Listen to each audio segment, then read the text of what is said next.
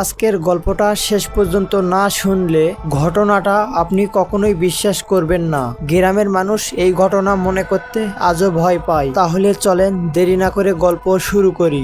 সেই গ্রামের ভিতরে বাড়ি খুবই অল্প।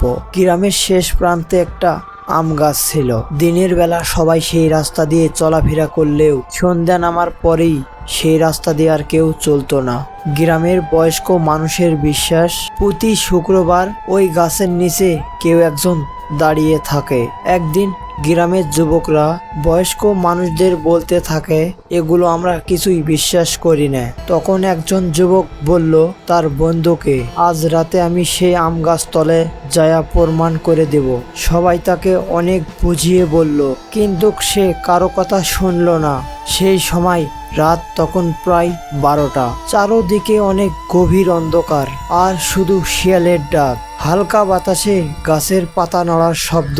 সে সাহস করে গাছের নিচে দাঁড়াতেই মনে হলো যেন কেউ পিছনে তার ধীরে ধীরে হাঁটতেছে। সে সাহস করে পিছন দিকে তাকালো, কিন্তু সেখানে কেউ ছিল না। আবার সামনে হাঁটতেই কানের কাছে একটা কণ্ঠস্বর ভেসে এলো, এত রাতে তুমি এখানে কি করতে এসেছো? তখন সে অনেক ভয় পেয়ে গেল।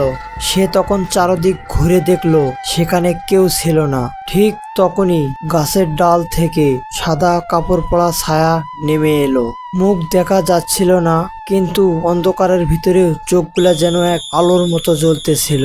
সে অনেক ভয় পেয়ে দৌড় দিতে গিয়ে বুঝতে পারলো তার পা দুটো যেন কেউ পিছন দিকে ধরে রাখছে।